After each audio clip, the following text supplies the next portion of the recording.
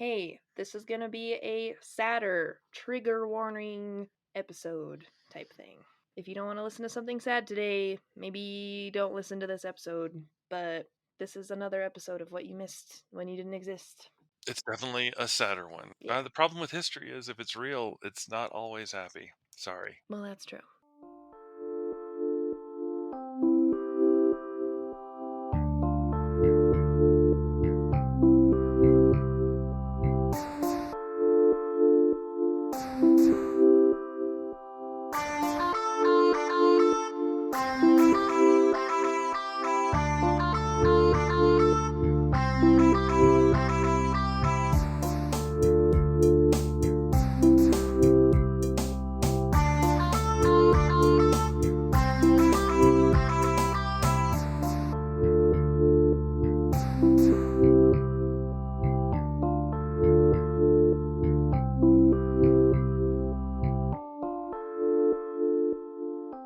So, welcome to the show. I am Corbett, and I am 52.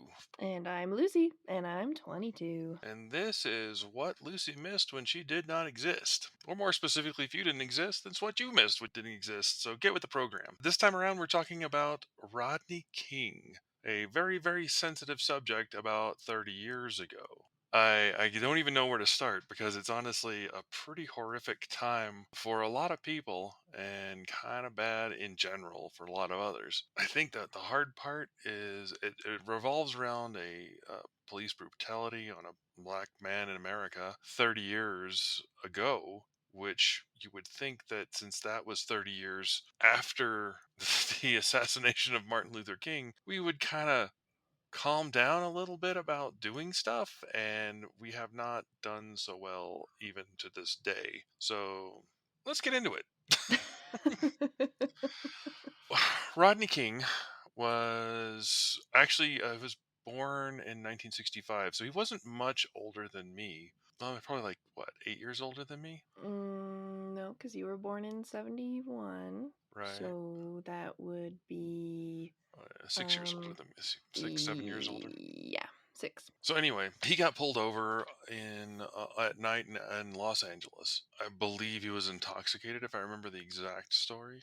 Yes. He might have been doing drugs, and that's possible too. But I'm sure he resisted because ultimately the police are very aggressive, specifically in Los Angeles. Now, granted, I really am not dissing the police because I understand they have to deal with some very aggressive people and they get used to kind of acting that way all the time. But anyway, they became excessively aggressive and started beating him repeatedly. Now, this probably has happened many, many times before this. And I don't mean that in a good way. It's just this is the first time that there was a person in 1991, mind you, that had a camera on hand and recorded it from his apartment over to the freeway. He was able to watch it and record it and then released it to the news. Mm. So it was probably one of the first times that there was actual legitimate real proof that police were overstepping their boundaries and brutally assaulting somebody. I think 4 policemen were actually indicted in the process, but I think there were like 6 there, maybe 7. Oh, There was quite a few because you know how it is. The police pull somebody over. There's a question. Another patrol car is going to come in. They kind of back them up. By the time you wind up with as many as they had, and then it gets bad. And if they're all on that side of bad, it gets real bad. mm. So that's where the police authority goes into question. They brutally assaulted him. They drug him back to be arrested, and apparently there was an assault inside the jail cell as well. Jeez, why? Once they're on a roll, they're just doing it. Okay. Because of the footage, though, the police that were involved were brought up on charges. Rodney King was not killed in the assault, but after the assault, the 4 policemen were brought on charges, and it was a big deal. It was televised on CNN at the time, and most of the news sources were kind of following the Rodney King trials for a year, trying to find out, like, okay, something's going to happen. And everybody was expecting these guys to go to jail or have some sort of penalty. The big thing is that about a year of trial that never went anywhere, eventually it ended in them getting fully acquitted. Nice. And I know it's hard to imagine this, but the rest of the world was a little upset. Just a little. I can see it. I think when I first told you this, I called it the Rodney King event because it covers such a span. It's hard to call it what it became known at the time, which was the Rodney King riots. Mhm. When the acquittal came through, a riot broke out in Los Angeles.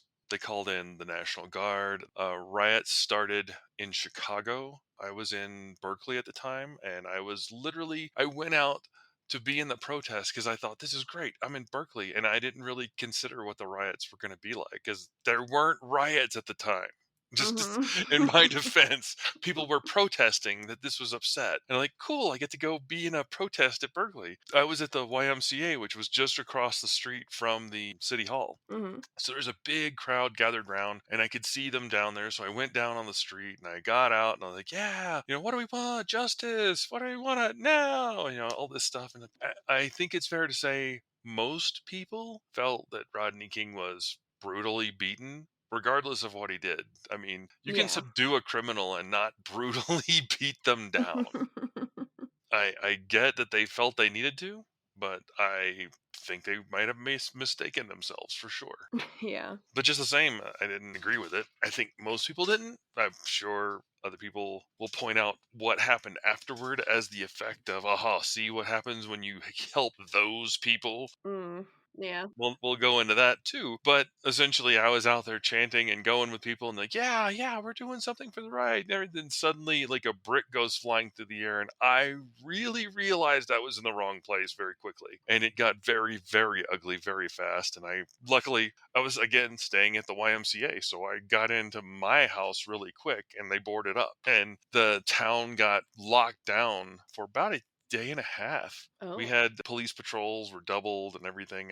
I was actually robbed at gunpoint. I was working at a burger place, and yeah, a guy with a shotgun came in and robbed us, and there was no police because they were too busy dealing with everything else. Nice. So it's pretty rough times, and this happened nationwide in all the major cities. Smaller towns wasn't really a thing in the middle of Mhm. nowhere, but in a major city, it was a deal. People were very upset that the police were given a pass, and luckily, none of this ever came to light again, and everything's fine, and we're all fine now.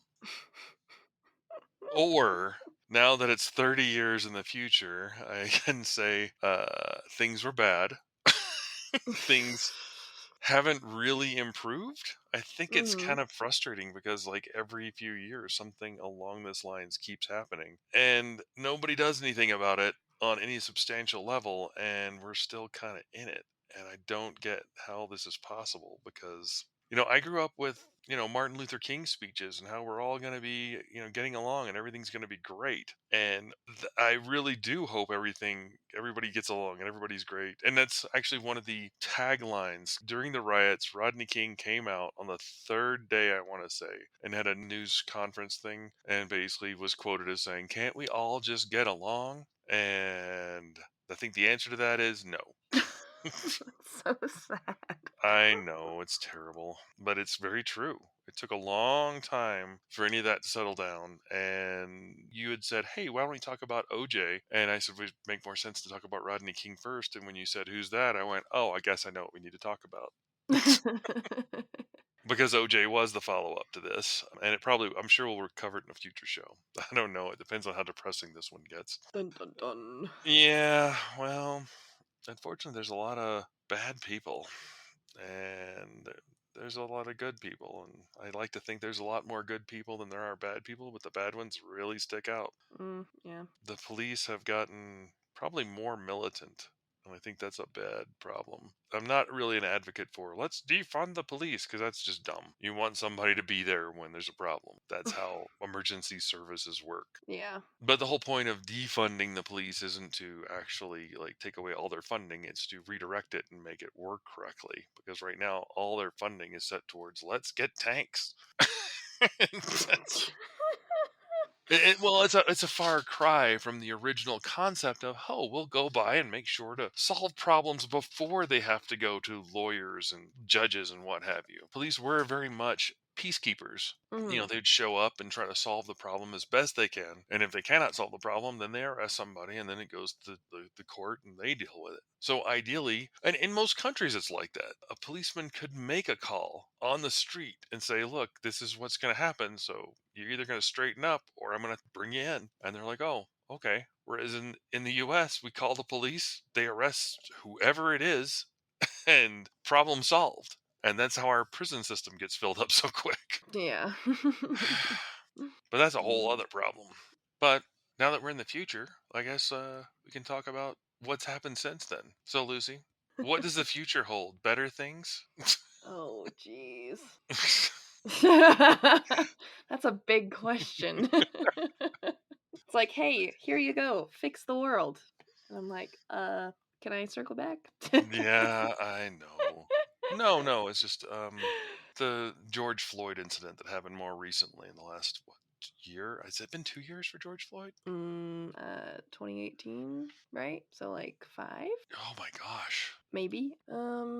George Floyd was 2020. Just kidding.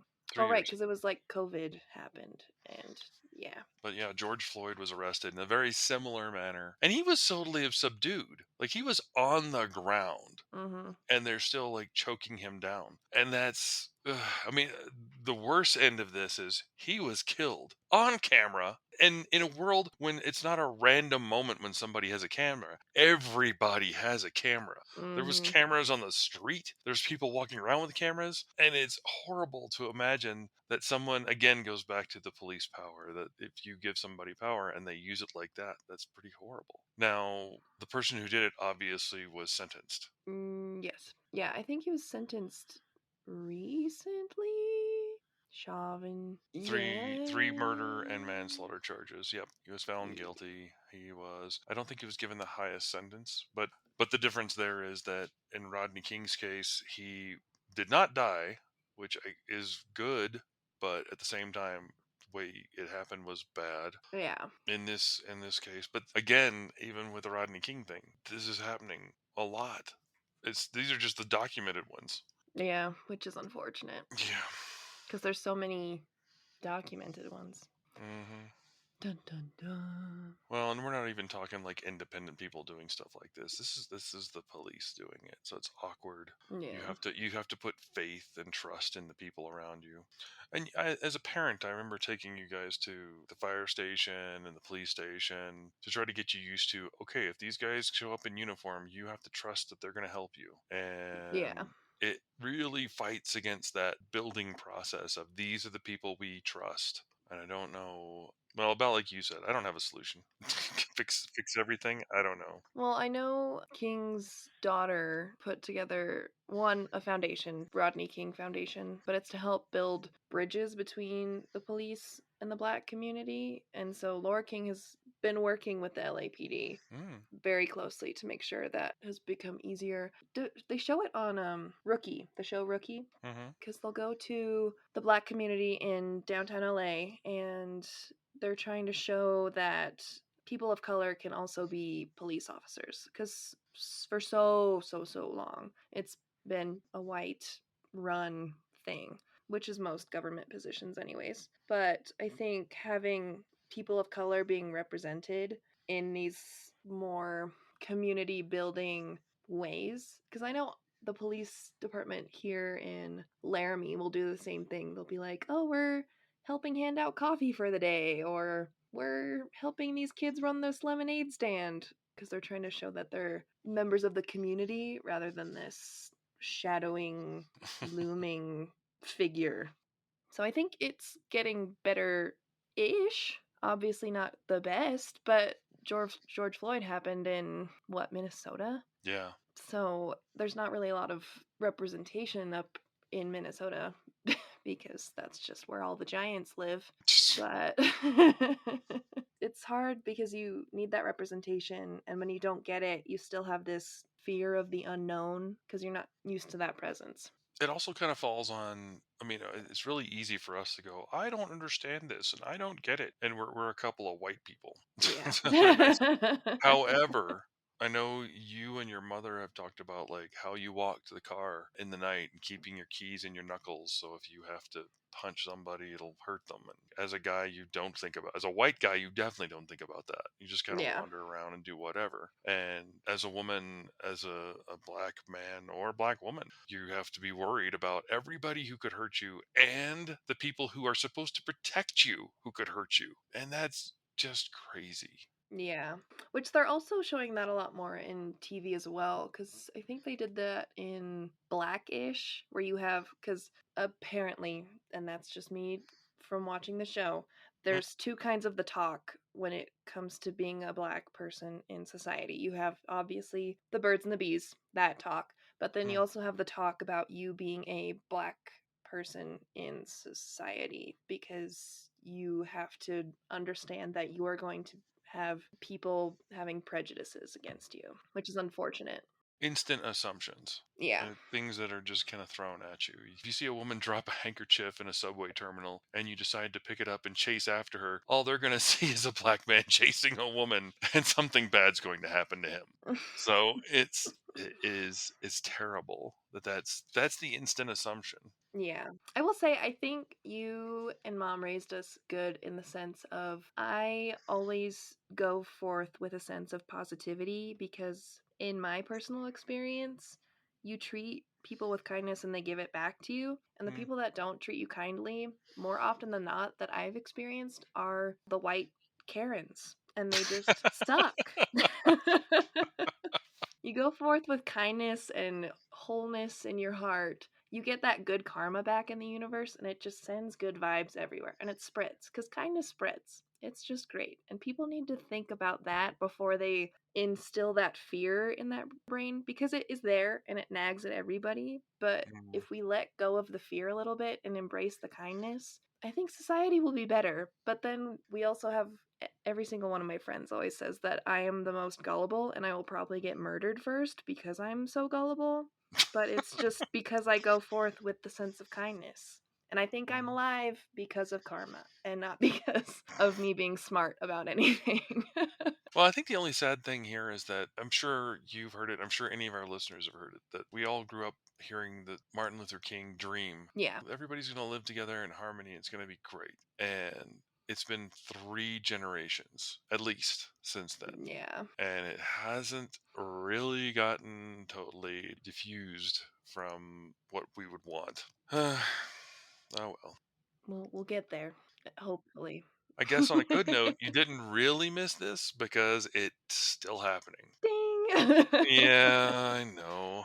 But it'll fill in me and the other listeners that didn't exist in preparation for the OJ trial, which we'll do. No, we will. This is background. There's a lot of stuff that keeps happening all the time. So one day I'll be gone and you'll have things that existed when other people didn't exist. So, Ooh, like Vine. That'll be oh my great. goodness. It's You and your fine. snap tweets. Actually, it's X now, but Oh no. yeah, I could pull a when X was Twitter moment. But Grandma, Twitter was the bad thing. See, it'll be great. You kids and your telepathic link to the Overlord computer? Uh-huh. Yeah. Exactly. You have any comments, questions, concerns, suggestions, go to mail@whatyoumissedpodcast.com and send us some info. Regardless of what you think, the police are generally meant to be a good thing, so try to treat them nicely. And police, please try to treat everyone kindly as well. For us, this has been What You Missed When You Didn't Exist, and I guess we'll see you next time. Yep. We went from sunscreen to Rodney King.